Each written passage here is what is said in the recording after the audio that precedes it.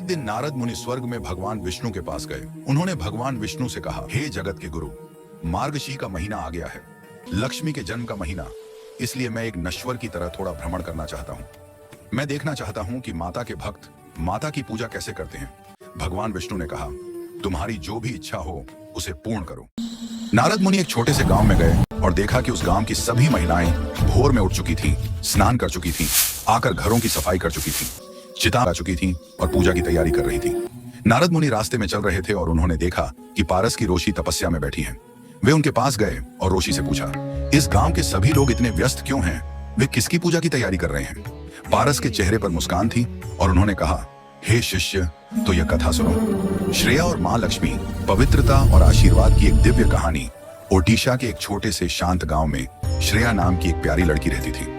वह अपनी दयालुता, साफ सुथरे घर और बड़ों के प्रति सम्मान के लिए जानी जाती थी।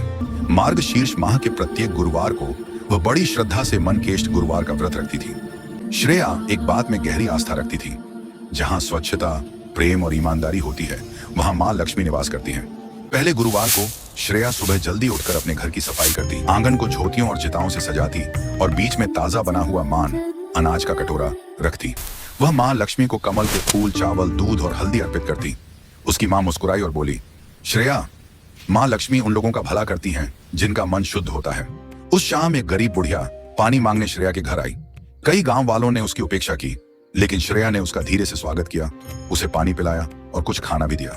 बुढ़िया ने उसे आशीर्वाद दिया और अचानक बोली, तुम्हारी भक्ति सोने जैसी उज्जवल है। श्रेया को पता नहीं था कि वह बुढ़िया कोई और नहीं बल्कि स्वयं माँ लक्ष्मी थी, जो उसकी करुणा की परीक्षा लेने के लिए भेष बदल रही थी। उस रात जब श्रेया ने दीपक जलाया और प्रार्थना की, तो घर में एक कोमल सुनहरी चमक छा गई। माँ लक्ष्मी उसके सामने प्रकट हुई और मनमोहक मुस्कान बिखेरने लगी। उन्होंने कहा, श्रेया, तुम्हारा हृदय पवित्र है, तुम्हारा घर स्वच्छ है और तुम्हारी करुणा सच्ची है। जहां ऐसी पवित्रता होती है, मैं वहां खुशी से आती हूँ। श्रेया ने हाथ जोड़े, लेकिन खुशी से कांप उठी। माँ लक्ष्मी ने श्रेया के सिर पर हाथ रखा और उसे आशीर्वाद दिया, आज से तुम्हारे घर में समृद्धि, शांति और खुशी रहेगी। श्रेया का जीवन बदल गया। उसका परिवार समृद्ध हो गया, न केवल धन से बल्कि प्रेम, शांति और खुशी से। बाद में गांव वालों को एहसास हुआ, माँ लक्ष्मी सिर्फ सजे धजे घर में प्रवेश नहीं करती, वे साफ मन वाले घर में प्रवेश करती हैं। और हर गुरुवार को लोग श्रेया की कहानी याद करते थे, वह लड़की जिसकी भक्ति और पवित्रता ने माँ लक्ष्मी को उसके घर लाकर खड़ा किया था।